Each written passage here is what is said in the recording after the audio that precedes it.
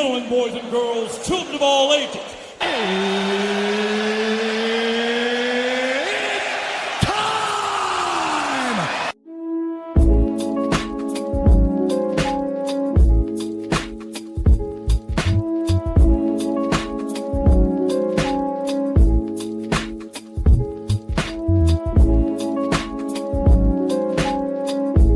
Hello there, everyone. Welcome back to another edition of the My Two Cents podcast, presented by and hosted by G2. I am G2. This is episode 258 of the podcast, and I would like to ask every single one of you, how are you doing? I hope that everyone had a great week. I know it's starting to get cold in certain areas of the country, so I'm hoping that people are bundling themselves up. I know in the, Midwest to the Northeast, there's supposed to be a Arctic blast hitting you guys at the moment. If you guys have a heater in your house, turn that on. If you guys got a kerosene heater, turn it on. If you guys got a, what is they like to call it? The chimneys, where you can light a fire in it, I would say turn it on so you can at least heat up your home. Try to stay bundled up as best as you can. Don't freeze yourself out. Please don't do that, because that will lead to you being cold, and especially with the holiday coming up. And what I mean by holiday, I mean next week is Christmas. Like legit, we only got this week right here, and then legit next week is Christmas, and the holidays really came up so quick. It feels like whenever October hit, everything just started moving like a freight train. Everything just came rapidly quick, and I knew the holidays is coming. It always does that, but it just felt like this year it just came extremely faster than the usual, but that could just be me. But I digress from all of that. Please stay bundled up. Please stay warm as best as you can, because again, I don't want people to get sick. I want people to enjoy themselves this week, because this will be the week where people start, just like Thanksgiving, start going up to seeing their relatives or their loved ones so they can spend time with them. I don't think people are going to be trying to do all of that next week, because people will be more on the road in ad nauseum next week. And it all depends on where you live, whether it be snowing or not. And I don't want people to be in wrecks just trying to get to their loved ones next week. So again, this is the week where people are going to try to start going off and spending time with their loved ones for next week's preparations for Christmas. But please bundle yourself up, stay warm to the best of your ability, to the best of your, to the best that you can. Okay. And just don't get sick. And with that, I do want to say this, as I said this every single Sunday episode, please do not stress out. Please do not overstress. Please do not, do that, because stress is a silent killer. Stress will take over your body. It'll start messing with your mental health, and then you know what happens next. When mental health starts declining, your physical health starts declining, and then guess what? You'll start turning into dust. I don't want people to do that. I don't want people to start deteriorating right in front of your loved ones' faces, because again, holiday time, if you start deteriorating, if they start seeing you stressing out a lot, it could give bad vibes, and you don't want that for the holidays. You don't. So again, ladies and gentlemen, this upcoming week, please handle what you can handle. Do not stress out over things that you cannot handle or things that are out of your hands. Please handle what you can, okay? And please do not take on other people's stress. Don't do that. It's not worth it. Protect your mental health, your mental stability as best as you can. So yeah, that's all I got to say about that. Now, with that out the way, it's time for me to move on to your National Food Days of the Week. Today, being December 14th, it is Biscuits and Gravy Day, as well as Bouillabaisse Day. December 15th will be Cupcake Day, but more specifically, Lemon Cupcake Day, as well as Gingerbread Latte Day. Nothing for December 16th. December 17th, Maple Syrup Day. December 18th, Roast Suckling Pig Day. December 19th, Oatmeal Muffin Day.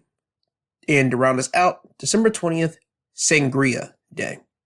So with that, that's your National Food Days of the week. And now with that out of the way, it is now time for me to move over to the condolences. The first condolence I do have to give is to the family of Jeff Garcia. Jeff Garcia is a stand-up comedian, but for people that don't know who Jeff Garcia was because of his comic stand-up career, he voiced Sheen Estevez in Jimmy Neutron, and he did other voice acting work, like he was in Barnyard, he was in Happy Feet, he was in Rio. But for me, if you're in your late 20s, probably even early 20s, or not going to say early 20s, like middle 20s, you have heard of Jimmy Neutron, and you probably even watched the show, and you saw Sheen Estevez. So you've heard this guy's voice. Anywho, Garcia passed away at the age of 50. Multiple family members would tell TMZ that Garcia passed away early Wednesday morning. He was surrounded by friends and relatives. It would say, according to those close to him, the comedian had spent months quietly battling serious health issues. He suffered a brain aneurysm in spring, during which he fell and hit his head. Although he recovered from the aneurysm, sources say he later suffered a stroke several weeks later. His declining health caused him to cancel multiple stand-up shows, something loved ones say was extremely unlike him, but he reportedly avoided seeking medical treatment, believing he will recover on his own. They will say that Garcia was hospitalized around November 20th with pneumonia and discharged after improvement, but his condition worsened again in recent weeks. On Monday, he returned to the hospital struggling to breathe. By Tuesday, his lungs collapsed and he was placed on life support before his family made the decision to remove it. So that's what happened to Jeff Garcia. To his loved ones, I'm pretty sure that was a hard thing to decide, to remove your loved one off of life support, especially whenever they weren't getting any better. And there's always that chance that they could, but you don't want to see your loved one in pain. You don't want to see them in that condition anymore. And I don't want to ever be in that situation, because there will always be doubt on your mind. There will always be people either in your circle that love that person that you have to make that decision whether they stay on life support or not, will be judging you off of your decisions for what you do. So I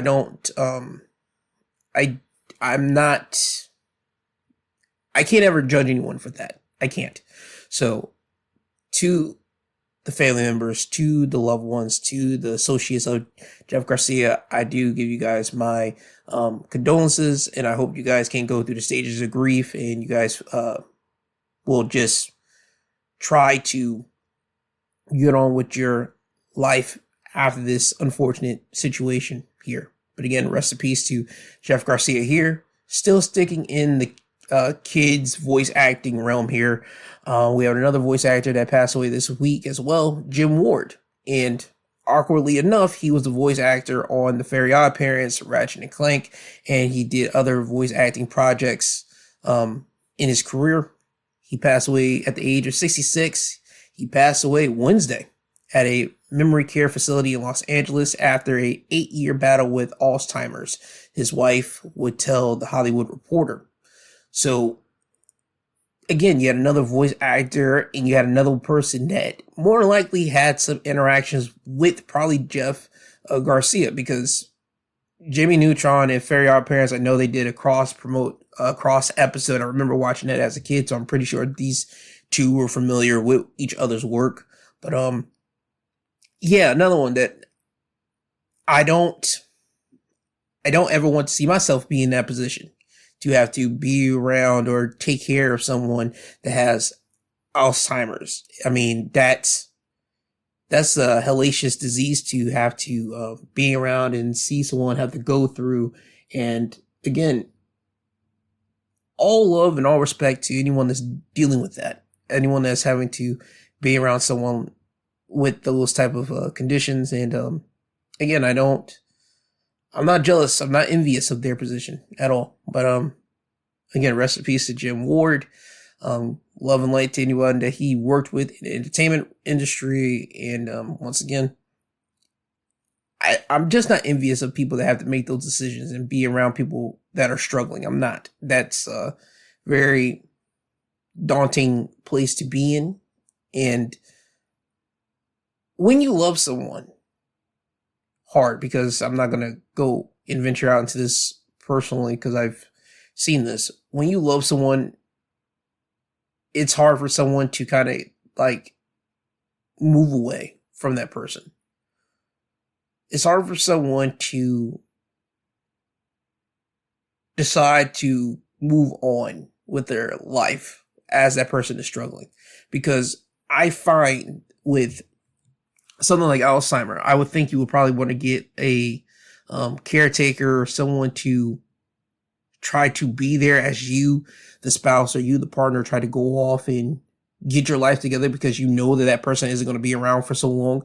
But when you love someone enough, you're not trying to think about that. You're just trying to be there for them. So again, I'm not envious of Jim Ward's wife being there for him. It's just a couple weird things when you start to think about certain things, especially whenever people pass away. You hear about how they pass. It's just life. Life is life, and I'm going on a mumbling thing here, but you guys get my drift here. Again, rest in peace to Jim Ward. The final condolence I do want to make mention of is actor Peter Green. He's was in the film Pulp Fiction. He was also in The Mask. He was the villain of The Mask. His manager would confirm the news, saying that truly one of the great actors of our generation. He told the New York Post, his heart was as big as there was. I'm going to miss him. He was a great friend.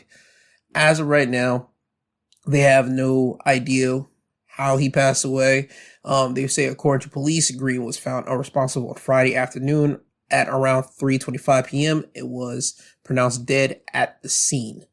So again, right now they have no foul play. They're at least not suspecting it, and his death is currently unknown.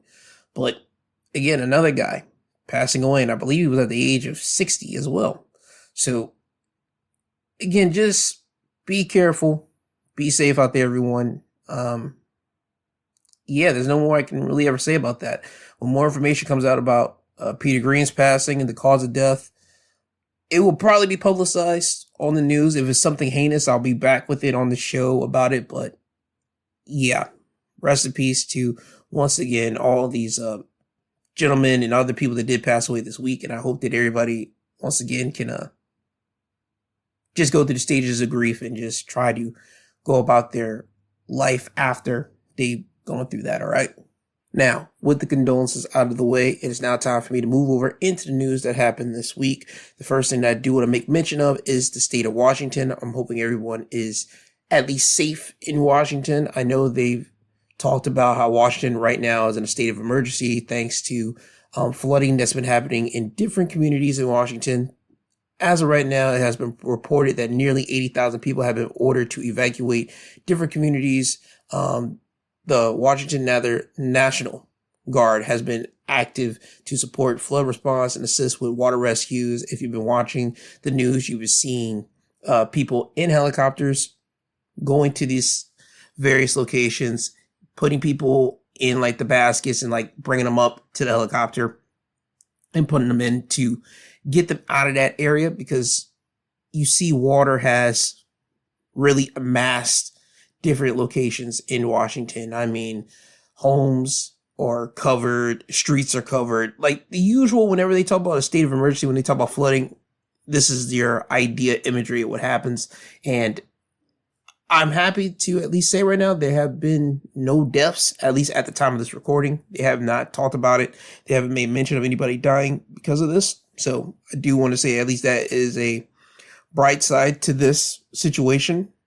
But I still am wishing everyone some type of good news, something. I know people are going to lose their homes because of the water and the damages, and certain people won't be able to repair their home damages because certain people aren't making the money to recover and get that type of stuff fixed up. And again, government with the assistance, again, is so finicky. You have no idea what's going on from like half of the time. But I just want everyone to send their love, send their thoughts, send their prayers over to people in Washington because of what's going down over there.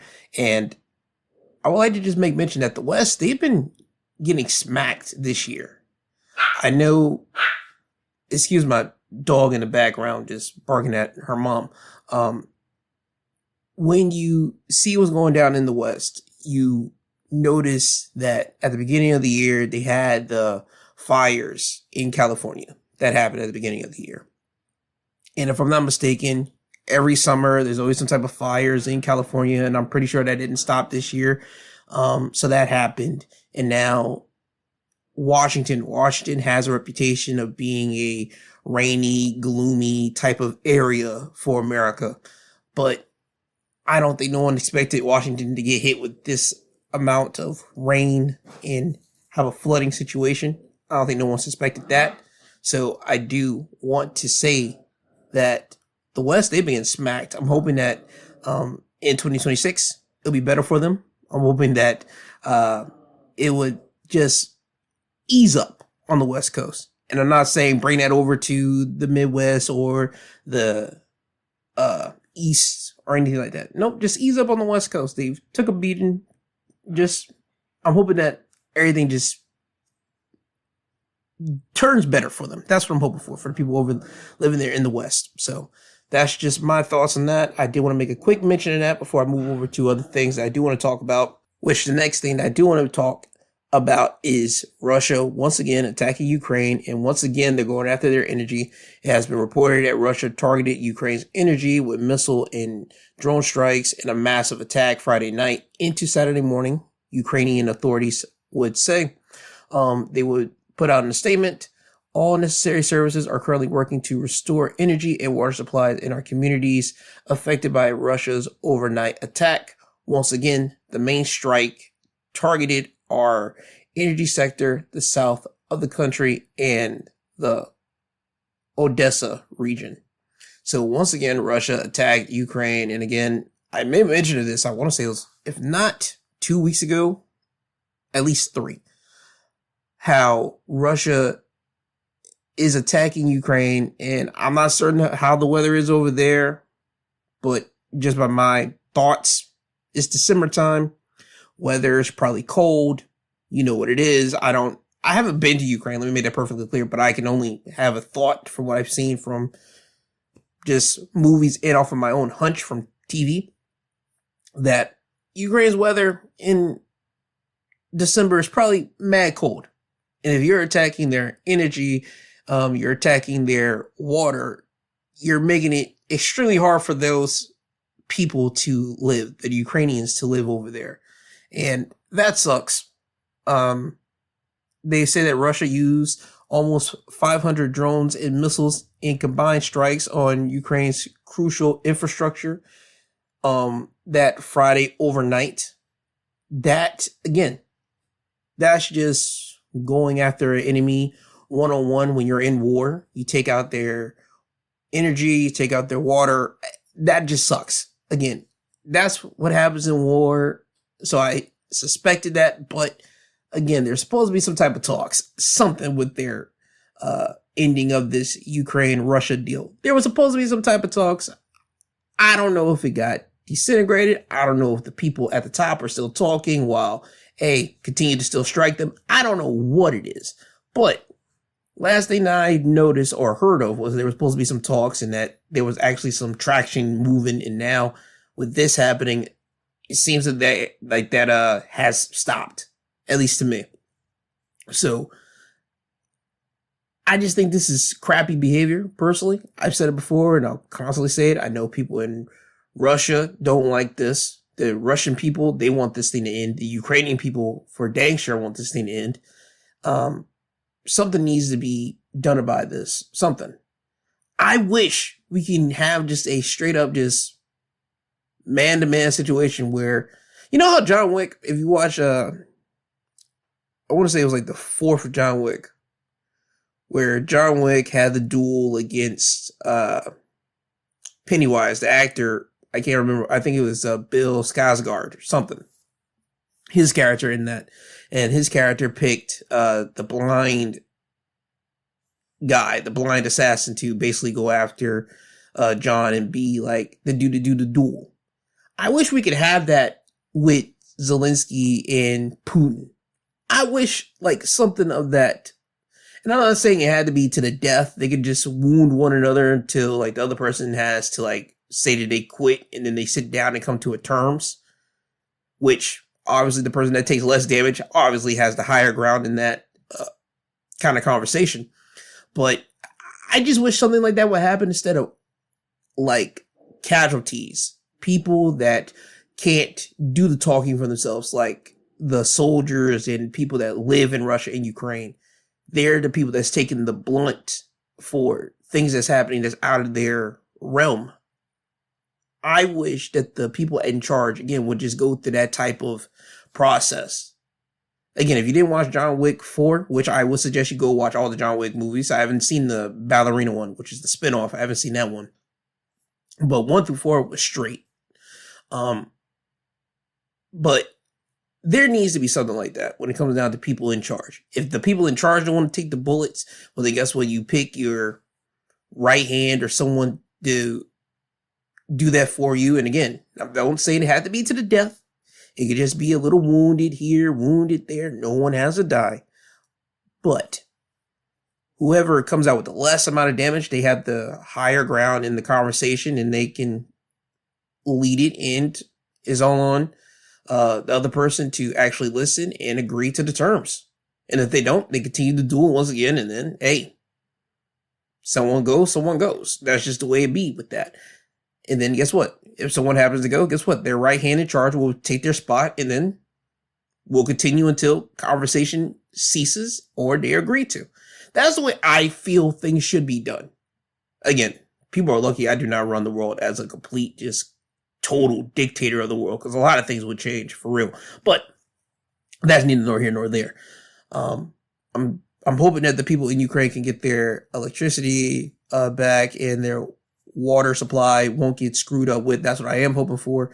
And I am hoping for some type of resolution with the whole Russia-Ukraine conflict. Now, moving off of that, quick note here. I want people to please be aware of your DoorDash. I know there's been stories of people doing things to people's DoorDashing food, whether it be eating some of your stuff, drinking some of your stuff, you're not ever getting your food, people dropping it off at different locations. I know there's different things that has happened with people's DoorDash deliveries. Well, I want to bring you another one here. NBC News, they would write up an article about a DoorDash driver that has been accused of dousing a delivery with pepper spray. And the deliverer would tell the authorities she was trying to pepper spray a spider. The person that dropped off the food was Courtney Stevenson. She was captured on the customer's doorbell camera using a spray while making a delivery on December 7th. She has been arrested. She told authorities that she is terrified of spiders. The authorities would put out in a release saying that the overnight low was 35 degrees. At that temperature, outdoor spiders in Indiana are not active and will not be capable, which is able, of crawling on exposed surfaces. So basically they're calling cap, and they're saying that she's a liar in the most professional way possible. Again, Courtney, she was arrested. She faces 4 felonies, 2 counts of battery resulting in moderate injuries, and 2 counts of consumer product tampering. So that's what she's facing right now. She is being held without bond in Kentucky prior to her extradition to Indiana, according to the sheriff's office. So she's being held right now. If you are a DoorDash driver, don't be stupid. If you have a fear of spiders, the only thing you could have did was literally dropped off the food, knocked on the door, and just told them, hey, food's here. Or give them like the text saying food is here, I had to leave, like something like that. There's different ways. Even if you were scared of spiders, you could have just handled that food and just gone about your business. But I don't think that was the case. I think that this was just another case of probably someone just being a nasty individual, and you end up getting what you got. So we'll wait and see. But the video just doesn't look right. It doesn't show her claim, if you get my drift here. But yeah, please be careful, people out there getting those DoorDash deliveries, which I don't think you should. I think you should probably just drive over to the spot where you are ordering from. But I understand people don't want to do that. I'll never DoorDash. Can't do it, won't do it. I don't like the idea of it, but that's just me. But you guys continue to do what y'all do. But please be safe and careful out there. Now, moving on to the next thing that I do want to discuss, and it's the former Michigan coach that was relieved of duty this past week and also arrested, but he's now out on bond. Yahoo Sports will write up about it. They will say former Michigan coach Sharon Moore was charged Friday with third-degree home invasion, stalking, and breaking and entering, or entering without breaking after his detainment on Wednesday. He was later released on $25,000 bond, with his next hearing set for January 22nd, 2026. Moore was detained by police on Wednesday, hours after he was fired for cause by Michigan, after the school said it had found evidence of an inappropriate relationship with a staffer. The home invasion charge is a felony punishable by up to 5 years in prison and a $2,000 fine. The stalking and breaking entering charges are misdemeanors punishable by up to 1 year and a $1,000 fine and up to 90 days in jail and a $500 fine. That's what they have up there. They would say during their arraignment, the prosecutor said that Moore and the victim, who called the police on Wednesday, had an intimate relationship for several years. Our victim broke up with the defendant on Monday morning. She presented herself to the school and corroborated the fact that they had a relationship. The prosecutor said Moore grabbed butter knives and kitchen scissors at the woman's home, threatening to take his own life, and that his blood was on her hands because you ruined my life. Moore's attorney will say that my client is 39 years old, has zero prior criminal history, zero contact with criminal justice system. There's no evidence to suggest he's a threat to public safety. His attorney will also clarify that Moore had been taken to a mental health facility for evaluation, but was turned back over to law enforcement. Wall Street Journal on Friday will say that Michigan received a tip in October that Moore had been in a relationship with a staffer. Through both Moore and the woman denied they had a relationship as Michigan investigated. However, the school still hired an outside law firm to further investigate. On Wednesday, per the Wall Street Journal, the woman told the firm that she had a relationship with Moore for approximately 2 years until 2024, and there were email, text, and phone records to provide and prove it. On Thursday, Michigan's president said that the school's investigation into Moore was still ongoing. When the findings of a university investigation into Coach Moore's behavior was presented on Wednesday, we immediately terminated his employment. The president wrote in a letter to the university. In that letter, he will say that there is absolutely no tolerance for this conduct at the University of Michigan. None. Now, before I give my opinion on this, I do want to read you something here from the New York Post. They would talk about how the woman that was linked to this coach had gotten a raise under the coach, and it's all according to public record. They would say that the staffer who was linked to Coach Sharon Moore was given a 55% pay raise in the past year, according to public records. The staffer, who has not officially been identified, reportedly saw her salary spike from $58,000 in 2024 to $90,000 without any apparent change in job title, according to public available figures on college staffer salaries. So I wanted to give you that little piece of information before I go into my opinion on this. First and foremost, I've always want to make this clear. You should never ever crap where you eat. That's a famous saying where people talk about how you should never ever have a workplace relationship because it never ever turns out good. And that's true to form. 1. 2, this coach is married. They have not said that the wife is going to divorce or anything like that. We know he's married. We know he has kids. So you shouldn't even cheat if you're married. If you're unhappy in your marriage, I always go with the belief that, you should notify your spouse or notify your partner, whatever you are. And if you're married, not married, whatever the case may be, if you're not happy, you should notify them and tell them you're not happy, tell them and have that real uncomfortable conversation. And you guys should figure out what the deal is, or at least for you, what you want or what you need to make yourself good in that relationship before you decide to step out like this. I'm going to say it right now. The coach was an idiot, and I still hold some blame also on the staffer as well. I hold blame, and I hope that she's fired as well. Let me make that perfectly clear. The coach should never ever have stepped out of his marriage. Let me make that's top priority number 1. He was married, wife, children, at home. Dog, you're the head coach of Michigan. You're collecting a nice paycheck. Why would you want to screw that up? But the answer to that, people have been cheating since the beginning of time, and it doesn't matter if you're in a nice, high-paying job, low-paying job. If you want to go out and creep, whether you're a man or a female, you're going to go out there and creep. That's just what it is. But that's rule number one. He was never supposed to cheat because you're the one that's the married party. 1. 2, the staffer. I'm pretty sure that you knew that he was married. I don't care if a married man is coming on to you. I don't care at all. And also, this goes the other way around. Married, single men. I don't care if a married woman's coming on to you. Do not accept that bait. Don't do it. Do not do it because you have no idea if the spouse of that person that you're getting it on with is crazy at all. I don't know nothing about this man's wife. This thing could have turned out way differently. The man's wife could have snapped off and went off on this staffer, found out about it, whatever the case may be. We're not in that scenario right now, but I'm just saying you should not mess around with someone that is married. I'm pretty sure that she knew homeboy was married. She already said to the college after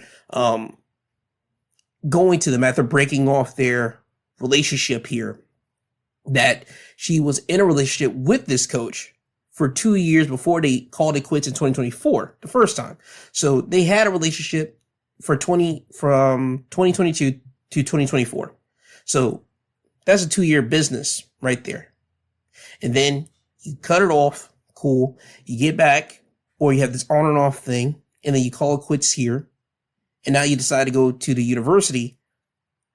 Dog, no. Was he threatening you before this? Was he putting his hands on you before this? You guys got to give me something more than just that. That doesn't say nothing. If he did do any of that, you know they would have put that in the charges for this man. But they don't have that. The only thing they got him for, if I'm not mistaken, once again, is home invasion, stalking, and breaking and entering. That's all they got on this coach. They don't have past records of physical violence, sexual assault. They don't have none of that on him. So that means to tell me that he never put hands on this woman. So she was technically in no fear, danger with this dude for the last, 2 years from 2022 to 2024, and then the on and off relationship. But you decide to go to your job now after they're already doing an investigation on you, after you and that coach denied having a relationship. You now decide to say, okay, I'm going to come to you guys now and say, yep, we had a relationship. I ended it. No, you keep up with the lie. You keep up with the lie. There's no need to ruin yours and his relationship. There is something here that is not being told, because it just doesn't. My radar is going off for something happened. I'm not certain if she caught feelings for him and say, hey, I want you to leave your wife. For me, I'm not saying that was the case, but just something doesn't feel right to me about this. It really doesn't.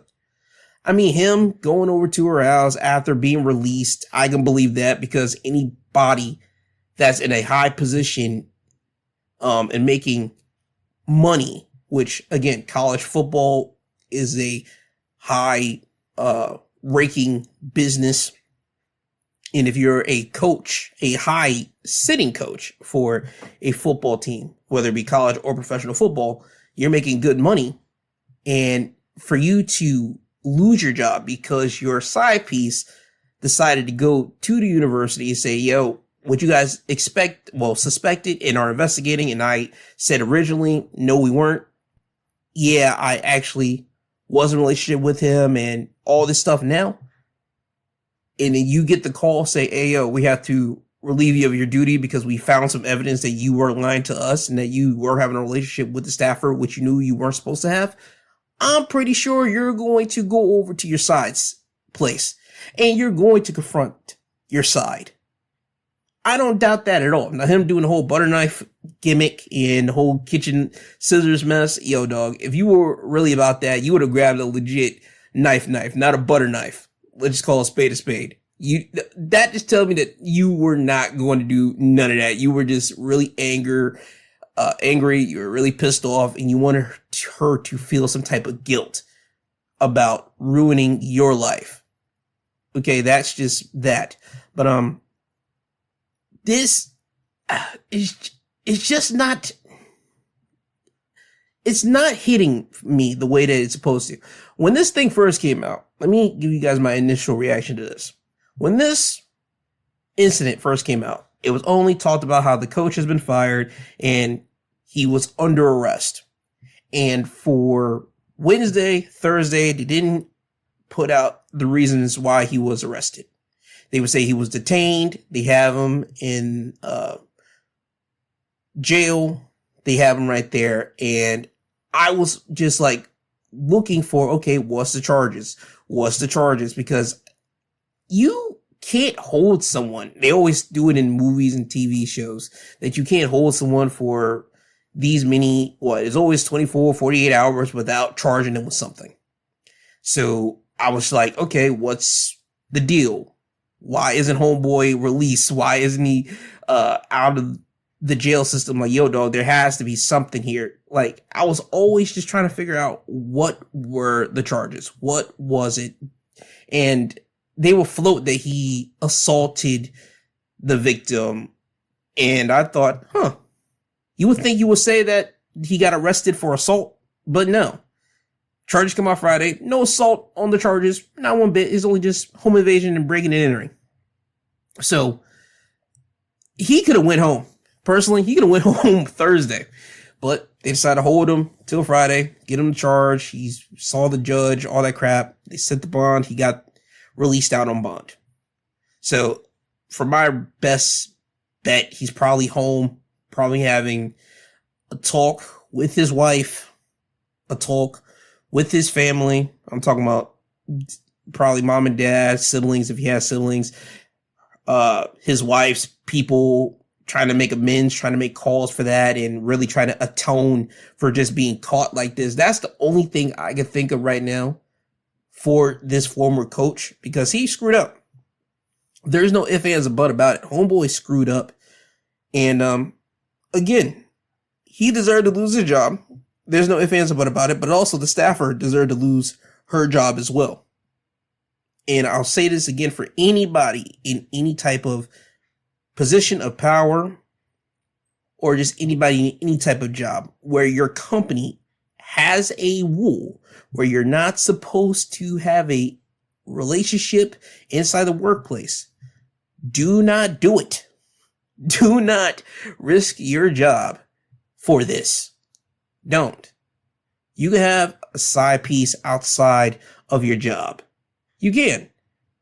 We just saw homeboy from the Celtics, former coach there, and I think he got moved over to the Houston Rockets. I'm not certain if he's still the coach over there or not, but he got busted for having a side piece, because I'm not certain if they did an investigation or not. But you guys remember the incident that happened, if not a year ago, almost 2 years ago, maybe. But he got popped because I think he was in a relationship with Nia Long. But he did this exact same thing. I understand you're away from your people, you're with the staff, and you're going to create some type of relationship with the staff. I don't think no one's supposed to create any type of intimate relationship when you have a wife and children at home. But people create relationships. But you should know when to hold off. You should know when you're about to push that limit and literally stop yourself from pushing that limit. Like, dog. This is just so dumb to me that I'm trying to really come up with the words to not, really bash both of them. I'm trying here. But screw it. Let me just time for me not to get PC anymore. The coach was an idiot. full-blown idiot. You had a wife and kids at home. You knew that. If you needed to relieve yourself of some tension, guess what? You go and get a prostitute from the night if you're at some other destination. I'm pretty sure you could have talked to some other coaches in the league or some other coaches that's under you, and you guys could have went out, went clubbing, found some type of woman of the night, and got your rocks off if that's what you needed.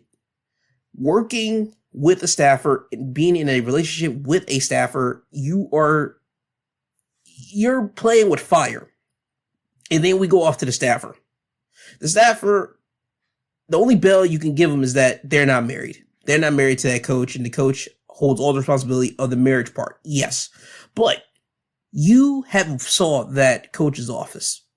I'm pretty sure that coach has a photo of his wife and a photo of his wife and kids, the whole family photo, the usual generic thing that they do.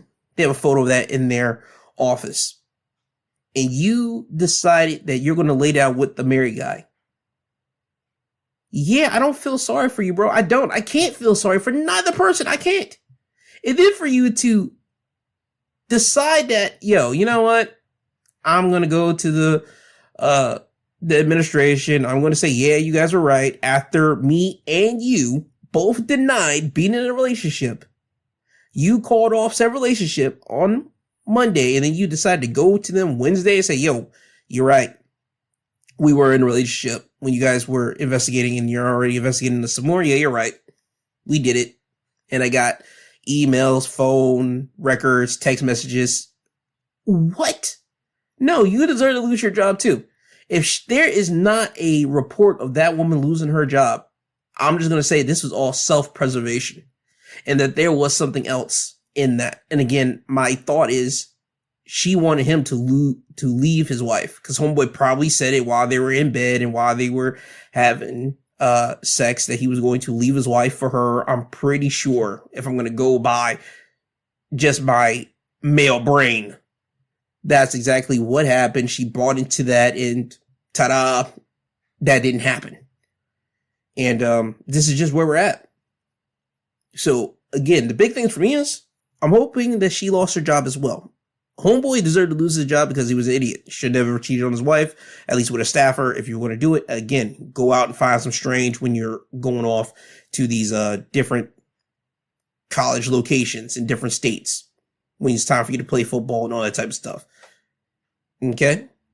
But you should never cheat anyway. But I'm just saying, you should never ever, step out on your wife or your partner with a person that you work with, because it never ever turns out good.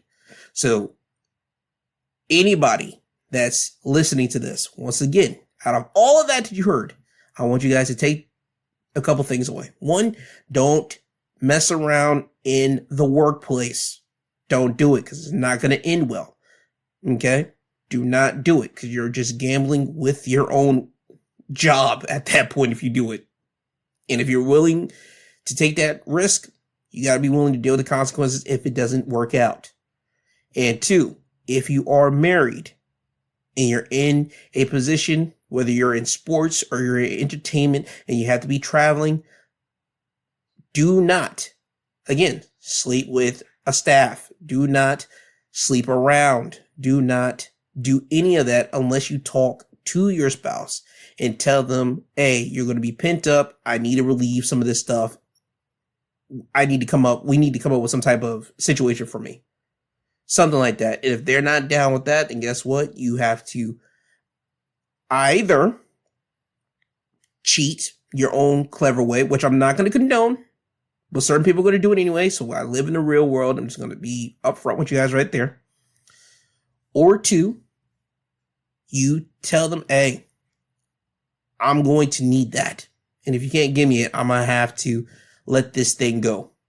Because I'm going to be wound up, and I know I'm going to be wound up. And I think if you tell them up front, yes, they're going to be called off the back. Yes, I think they're going to look at you as being a nutcase. But if you're telling them to their face, I think they will ultimately respect you for that, and they will make the decision whether they can be with you and agree to you stepping out when the time calls for that, or they'll end it. And you guys will just have to just deal with that. Again, you guys got to have the uncomfortable conversations. That's what being an adult is. You got to have those uncomfortable conversations with your spouse, with your partner when the time comes.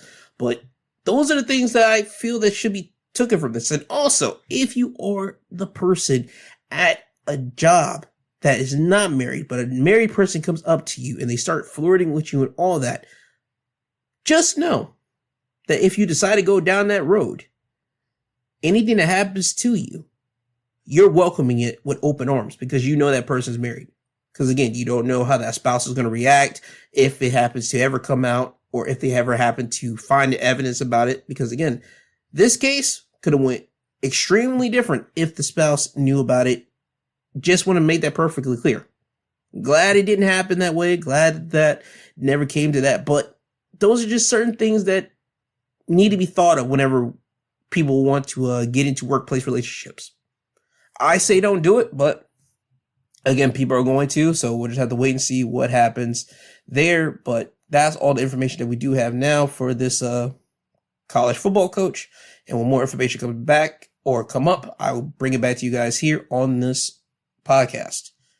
Now, moving on for that, next thing I do for Epstein stuff, apparently the House Democrats have released some images of figures. They would say in the photos, you have Donald Trump in there, Steve Bannon in there, Bill Clinton in there, Larry Summers, who is the former Clinton Treasury Secretary, Bill Gates there, Woody Allen there, Richard Branson, who's a billionaire entrepreneur, and other individuals.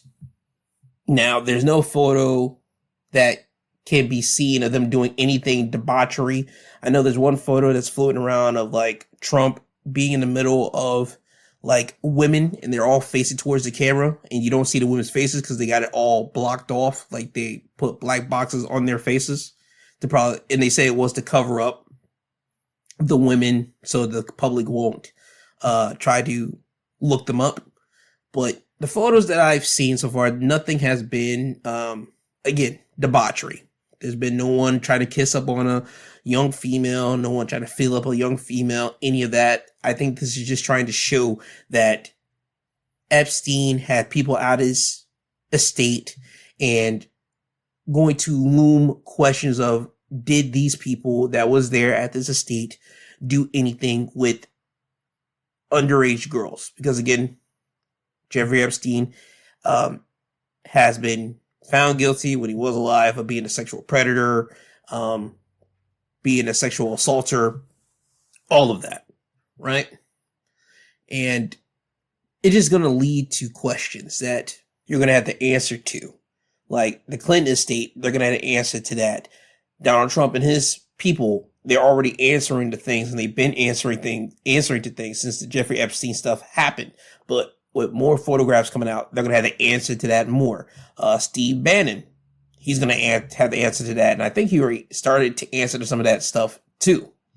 Bill Gates, again, like people that are photographed at Epstein's estate that was around Jeffrey Epstein, best believe you're going to have to answer for why you were there. Did you ever do anything? And people are going to be thinking, yo, homeboy might have did something because we see photos of you at said estate that we now have been photographed and conditioned as being a place of debauchery and nastiness. That's just where we're at, and that's just the truth of life.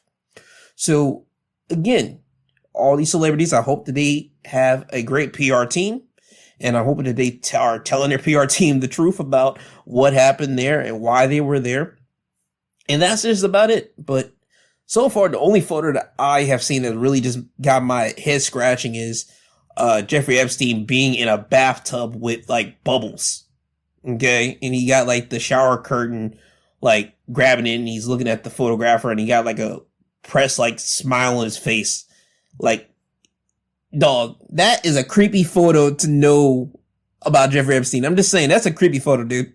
Knowing what we know about Jeffrey Epstein, just seeing that photo, you're like, yo, this man was a nasty boy. This is a nasty dude. And again, more photographs are going to come out, but yo, I want to know, is there any photograph that has a celebrity or someone in high power grabbing a female in a place, grabbing her on the boob, grabbing her on the butt, grabbing her in the privates, like Donald Trump said that he grabbed women by the vagina? I mean, is there any photograph of that? If so, yo, you gotta release it. And I know it might be graphic, but please put something at the beginning of it, say, yo, this is graphic, just letting you know, and then wham, throw the photo out there. Also, there needs to be some type of website. Now, if there is a website, I need to know about it, and I think the public needs to know about it so they can see these photos instead of just being like on different news publications having select photos up there, because they said there's like 95,000 photos that the Democrats have. And again, they've been selective, throwing some photos out there. Cool. But there needs to be some type of website where it's showcasing everybody and everything with the whole Jeffrey Epstein stuff, because that is something that the Trump administration, I say, will have to deal with until Trump is out of office. He's just going to have to deal with that. But I'm hoping that someone makes a website of it and shares the link for that, because I would like for people to have the website link so they can see the photos of everything, of people at the Epstein Island, being around Jeffrey Epstein, and all this type of stuff. But that's in later time.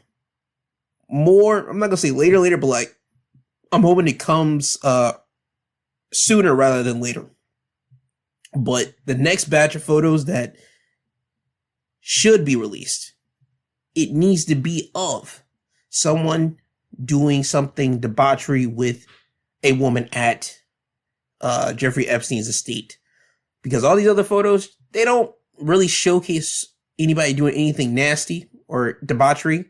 Again, the only photo that I think, again, that was just creepy is Epstein being in a bubble bath. That's the only photo that I would say is creepy.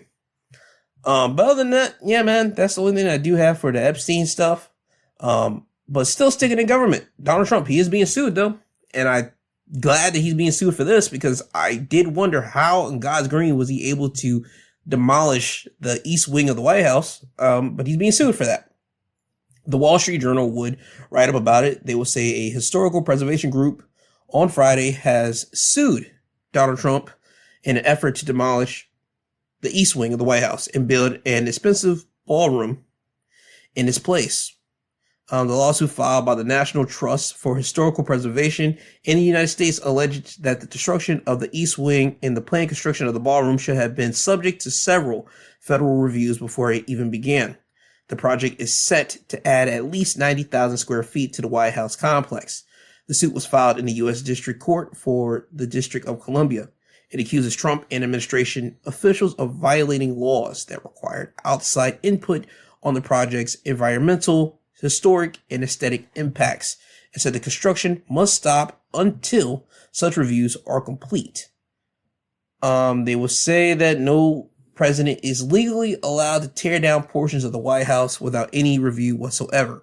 Not President Trump, not President Biden, and not anyone else. The trust, a private nonprofit chartered by Congress to support preservation efforts, said in the suit. A White House spokesperson said the renovation efforts were within the president's purview. President Trump has full legal authority to modernize, renovate, and beautify the White House, just like all of his predecessors did, the spokesman said. A hearing is set for Tuesday afternoon on the National Trust for Historical Preservation's request for an order temporarily halting the construction. And they would also say that the lawsuit adds to a widespread feud over plans for the ballroom. Of course, listen, I've said this before, when this whole destruction came about the White House East Wing and the whole ballroom was supposed to come about, I found that extremely weird. I thought that that was crazy because it has never happened before of someone just completely demolishing a big chunk of the White House. It hasn't happened before. Not in my time. At least I can say this. Not in my time of me living. From Bush Jr. being in the office to Obama being in office to Trump's first run to Biden's run, and now Trump's run here again, and Trump now deciding to renovate a big portion of the White House. I have never seen it, and it has never been talked about before this exact run here of Trump. And again, I don't know who is giving him the thoughts and plans to say, hey, you're the president. You can do this. No, dimwits. You have to follow procedure. There are things you can and cannot do, even if you are the president. I don't have to take a freaking class lesson to know that. Because if that wasn't the case, do you not know how modernized the White House would be if other presidents could have done it? I mean, for the love of God, the White House is probably like one of the most historical places of America, because that is where our face of America lives. And by God, a lot of white folks, and I hate to say it like that, but that's just true. A lot of white folks, because y'all, the people that are up there, like to hold on and preserve historical things. And you guys don't like to touch so much change, especially the old farts that be up there. And I'm going to say old farts because it's true, because not a lot of young 30-year-olds are up there in White House. They're not there doing that type of business. They're not. So that's why I'm saying old farts. People that are in their 50s and 60s, they're there holding those office seats. They're there right next to or trying to run for office. And those are the people that usually like to hold on to historical things. They don't like to touch up things and modernize things. Trump, on the opposite end, apparently is doing it because I don't know who's in his ear and telling him to do so. But it is what it is. But I'm glad he's being sued. I'm glad he is being stopped, because it is very weird to me. It was very weird. And I talked about this, I believe, on one of the midweek breakdown episodes when this thing first came about. I thought this was completely weird how the homeboy was doing this. And I thought that, you mean to tell me people in the Republican subgroup or that group didn't want to object to that?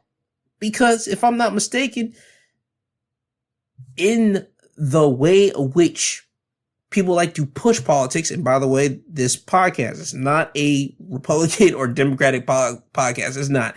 This is only one guy, me, G2, my thoughts and opinions on everything, because I'm not in either side. Personally, I'm not.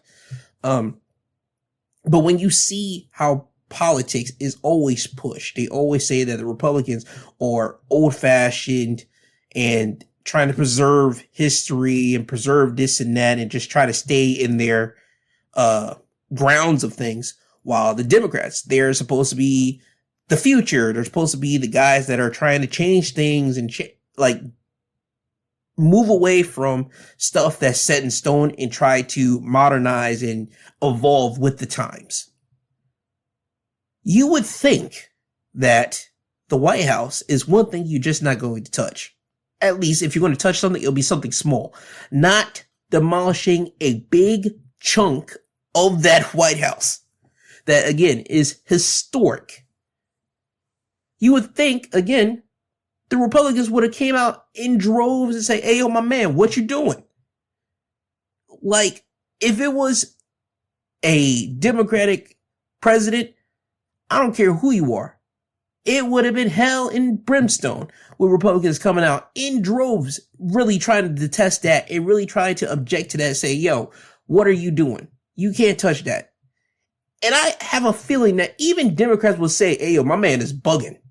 I don't know what's he doing, why he's trying to just change up that.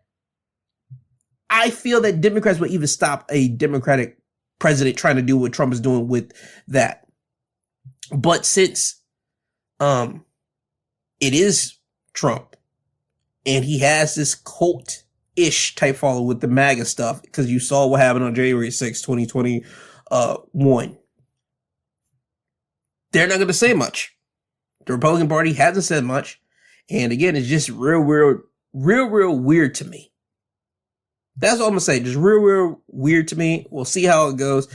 Tuesday, again, I will be waiting at my laptop to see what's going to be said. And then more than likely, hopefully on Wednesday on the midweek breakdown, I'll be able to talk to you guys about what was said and seeing if the court did side with this group to halt the construction, or they said, nah, Trump's going to continue with his construction. But we'll wait and see with that. Now, moving off of U.S. government news, I want to move over to across the pond, and I want to talk about King Charles. He did share a rare update on his cancer treatment. He will say that today he's shared good news that thanks to early diagnosis, effective intervention, and adhesive to doctor's orders, my own schedule of cancer treatment can be reduced in the new year. This milestone is both a personal blessing and a testimony to remarkable advances that have been made in cancer care in recent years. Testimony that I hope may give encouragement to 50% of us who will be diagnosed with the illness at some point in our lives. So I'm glad that King Charles is over there and he's doing well, and he's going to be able to take a couple of steps forward and getting back to ruling as king, because by God, it took him forever just to become king. And that's not me throwing shots at Queen Elizabeth and everything, but like, here's my thing on that. The same way how I feel about presidents, I feel that way about any type of person in power or the face of any type of nation. It should not be someone old. It shouldn't be someone in their 60s and 70s as a king, as a dictator, as a president, as a leader. It shouldn't be those people. I feel that those people, the 60, 70-year-olds, if they're still in the right mind, they can be the right hand or the shadow that can give advice to the person that's ruling and running the country. The mid 30-year-olds, early 40-year-olds, about to become 50, even that those age range are, for me, I feel like the perfect age for someone to take over a country and be the face of, because again, you are seeing everything in real time. You're able to decide, at least with a cohesive in normalcy as much as you can mind, to say, I'm cool with changing this, or no, I'm not changing that because I can see down the line in the future, if we change this, this is going to lead to this is going to lead to that. And you're not doing it out of fear. You're doing it out of having already knowledge for where we're at now. Where the older farts, the older generation that again, that are in their 60s and 70s and all that type of garbage, they will just do it because they don't want to see change. And they're just scared of the future. The future's coming one way or another. You have to evolve or you just perish. That is how life is in general. So again, for me, I feel that people in those big power positions, again, whether you're a king, queen, dictator, leader, president, you should be in your 30s, 40, late 40s, cutoff time at that point. As soon as you hit 50, it's time for you to leave office. It's time. But if you still have a mindset and you're still good in the mind, not inadequate, you can be a person that person that's in charge can call up and ask for advice and say, hey, if you were in my position, how would you move through this? Or when you were in my position back in your time and something new came up, how did you weigh out those type of things? I feel that needs to happen. But again, that's just me. But how did I get onto this? Oh yeah, because King Charles, and I said that I'm glad King Charles is taking steps forward because he's moving off of cancer treatments. Again, it's a good thing because he wants to continue to rule as king, because as I said already, it took him long just to get there. But congratulations to King Charles. I'm hoping that he has a couple more years around so he can be around with his children, be around with his grandchildren, and at least have a good amount of time as the king instead of just being the king for what? He's only been king for what, if I'm not mistaken, God, now 3 years now. It'd be crazy if he just dropped dead now. And you only say he'll been on the crown seat for 3 years. That ain't even a whiff of his mother's. And I don't think he's going to be able to catch that. But I digress. I'm glad for him. Congrats. I hope he lives longer. And we'll see more. We'll just leave it at that, all right? I want to go on to an update from a news story that I talked about on my midweek breakdown. It's about the Kentucky State University shooting. USA Today would write up saying that the parent of the Kentucky State University student has been charged in the deadly shooting. Jacob Lee Barb, 48, was formally charged with murder and first-degree assault, according to the Frankfurt Police Department. They told a USA Today network reported earlier in the day that jail records show Barb had been arrested on preliminary charges. Barb was on the campus of Kentucky State University and opened fire at the two victims near a student resident hall, police said. 2 students suffered gunshot wounds and were transported to a local hospital. One student, who was identified as 19-year-old Dijon Durrell Fox Jr. of Illinois, died from his injuries at the hospital, according to the police. The other student remains in critical condition. Frankfurt police believe this to be an isolated incident, and there are no active safety concerns on the campus at the time, police said in a statement.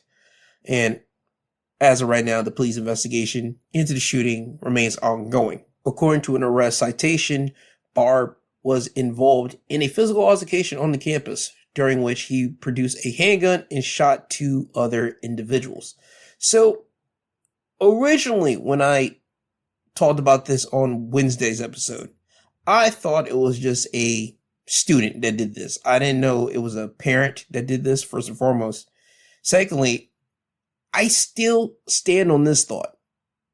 When I talked about this, I wish we can go back to the days where people just threw hands and fought with one another instead of pulling out the gun and pew-pewing people.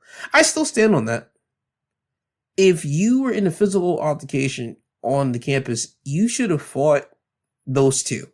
Now, you might have got your butt whipped, or you would have been able to overcome at least one and got stomped by the other one, or you would have took out both. But you can't go off and shoot people. You can't. That's just something I can't seem to wrap my head around.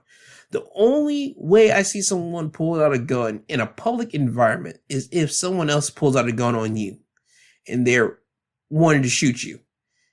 If you happen to shoot them, that should be the only type of situation where they come about, aka self-defense. And it has to show that the other homeboy had a gun. But from what they're investigating right now, they haven't said anything about the other 2 students having a gun on them and flashing it at Barb. It hasn't came about. So, yeah, I still go back to that. I still stand on that. I wish that people would just, again, go back to just fighting and just getting hand-to-hand combat. That's how I wish it was and how I wish it could go back to, because a 19-year-old died, bro. A 19-year-old. Think about this. A 19-year-old passed away while you are, if I'm not mistaken, what? They said he was 48? Think about it, dude. You're 29 years older than that guy. And you shot him and killed him. Over what? Probably nothing. Again, something that could have been handled with fists and a brawl here and there. But nope. Handgun pulled out, shot, and this is just where we're at. So, yeah, man, I'm sorry for the family of Dijon Fox. I'm hoping that they can at least try to find something, at least go through the stages of grief. And when more information comes back about this incident, I'll bring it back to you guys and I'll talk to you about it more. Moving off to entertainment, it has been announced that Disney and OpenAI are in a deal. Hollywood Reporter would report this, that on Thursday, the country's biggest legacy entertainment company announced that it will be partnering with OpenAI to allow its characters to be toyed with in AI. Starting in the next few months, you'll be able to play with Pixar, Marvel, and Star Wars characters using Sora on Disney Plus or on OpenAI's own platforms. You want to crouch at a race starting line next to a character from Cars as a Disney sample shown? Your moment is here. The inevitable part is that Disney CEO Bob Iger hinted several weeks ago something like this was coming, and most smart money had it involving OpenAI, the kind of social validity Iger suggested fit squarely with what OpenAI had been good at with the likes of Sora and ChatGPT. I always say ChatGPT, but ChatGPT. Still, people don't know what's going on, but the details are kind of murky and unknown, but they do know one big detail. They say that Disney is paying OpenAI $1 billion for an undisclosed stake in the company. Another detail, a lot of Disney characters will be available as part of the licensing component, but not such that you can see their face. The company is choosing to stay away from that due to the SAG-AFTRA stuff. And also you will hear no voices to avoid voice actor legal ethical situation, which again, SAG-AFTRA, which I don't think that's going to matter. The only thing people's going to need is literally seeing someone's neck and down to determine, okay, that's Darth Vader, that's Buzz Lightyear, that's Woody, all these different characters, or even the Moana characters, or people are going to be able to play around with this OpenAI stuff with Disney, and I think kids are going to have some fun with it. I think parents with children are going to have fun with it, but also when you have that type of situation, you're just going to allow people to play with it. You're going to see people do some really risque stuff with it. That's what I'm hoping Disney does know, and I'm pretty sure Disney has to know that. If they're going to put some parental blockades on doing certain stuff with their Disney characters, I mean, good to the best of their ability, but people still find ways to skirt around that because it's the internet. People like to do that with the internet. People like to do that with technology. Only thing I can say is this: I'm hoping that it will be used more for parents and kids just having fun with that OpenAI Sora stuff with Disney characters. That's on the entertainment side. The business side, Disney is paying them $1 billion for an undisclosed stake in the company. So that tells you Disney is putting a lot of money into this, so they see something bigger down the line for OpenAI. Do I think that they're going to be making movies with OpenAI for some of their Disney stuff to kind of rid out animators in the future? Possibly. People are already talking about the whole voice acting stuff, about how AI and all that type of stuff can take people's voices, mimic it and all that. Could they be getting rid of some voice actors? Do they already have some stuff in contract that voice actors don't know about? Maybe. Because again, they gave OpenAI $1 billion. That's a lot of money. No matter how much you want to slice it or dice it, that's a lot of money, bro. Just to say, yo, we're partnering with them and we want a stake in the company. They don't want to even say how much they're getting in the stake. Like, come on, dude. This is something that they see way down the line. And again, that's more on the business front. That's way above my pay grade and my thinking process right now. But something's coming down the pipeline. I see it within the next probably 5 years. Because again, we're still messing around with OpenAI, Sora, and all that type of stuff. People still tinkering with it. And they're going to get that stuff modified. They're going to get that stuff correct and fixed up. And I say 5 years. Probably be the quickest before we start seeing Disney movies that are animated start really getting touched up and played with by OpenAI, and it will get so perfected that we won't know it. I'm gonna go out on that limb right there. And even if we do know it, I think that Disney's gonna be at a point where they're just gonna be upfront and say, yeah, we use OpenAI for this, and this is gonna be the new way to show people that this is what you can do. But we'll see what happens in that time frame when it gets to that point. But that's just my thoughts on Disney and OpenAI. Is there anything else in entertainment news? Oh yes, this has been the most trailer upon trailers I've ever seen, at least in in my time of paying attention to trailers. Trailers have been dropped in left and right for the last 2 to 3 weeks. I think I talked about Scream having their trailer, and their trailer, is indicating that their movie is going to be out in February. So they're already getting people anticipated for that. If you guys did not see a movie called Ready or Not, it was about a woman marrying into a family, and she had to play a game with them, and she picked a card, and it was hide and seek, which meant that the family had to go find her and essentially kill her. If you didn't see the movie, it's on Hulu. They're making a sequel to that. They had a trailer for that dropped last week. I thought that was crazy because I thought that would just be a one-timey movie, but no, they dropped the trailer. No, they're dropping the sequel.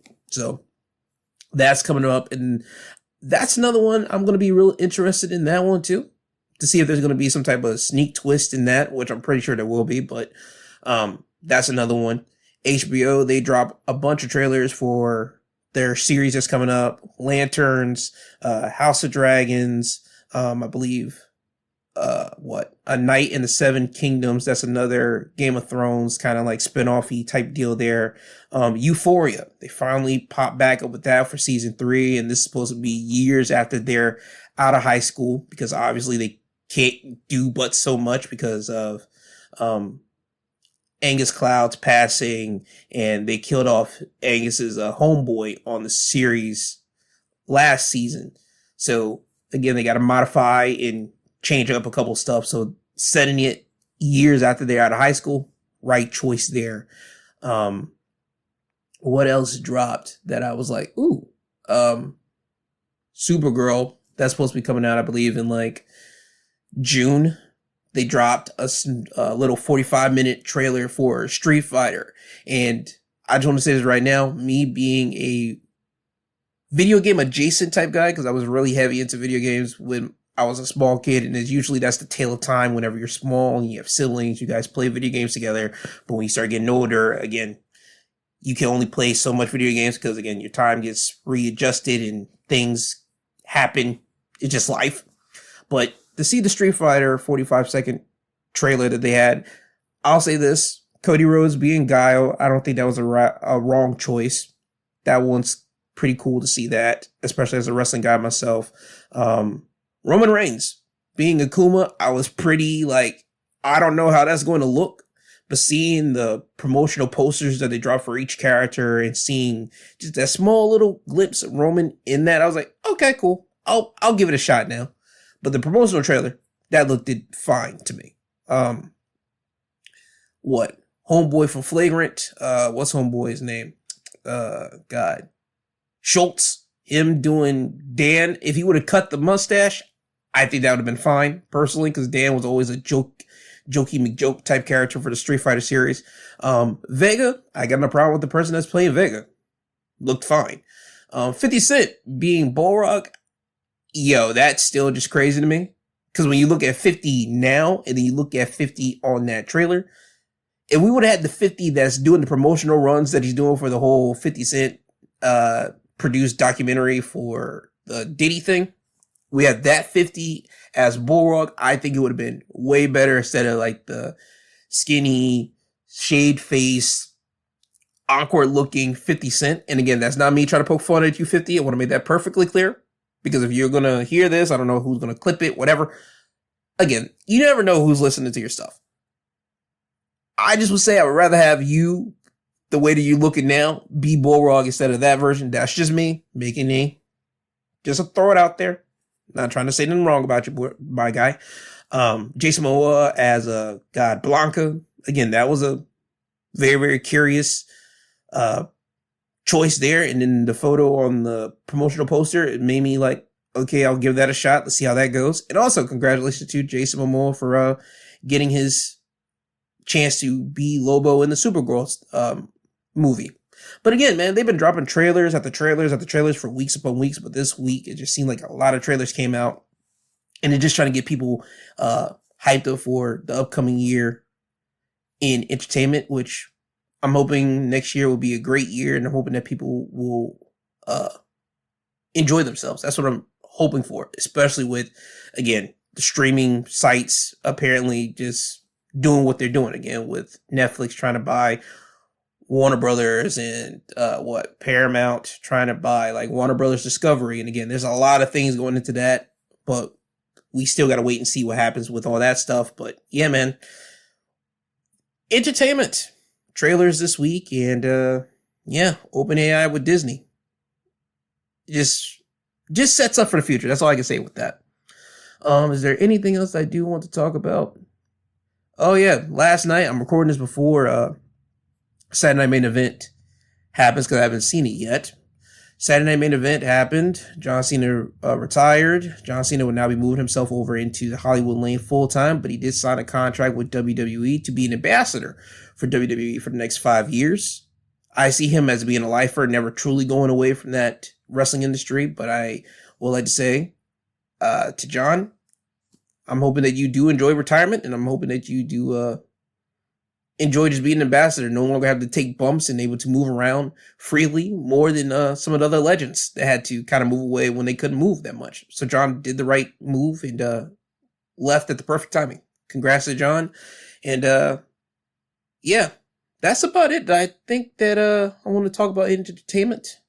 And I've talked long enough. I think this is probably one of my longest episodes I've got. So with that said, it is now time for me to move on out of here and get you guys about your way. I would like to thank every single one of you guys for listening to this podcast, listening to today's episode. I would like to thank all the podcasting sites for having me up here, whether it's Apple Podcasts, Google Podcasts, Podbean, Spotify, iHeart, any other podcasting site that have me on here. I would like to thank them because without them, I wouldn't be able to get this podcast out to you guys, downloaders and listeners. So I would like to thank them.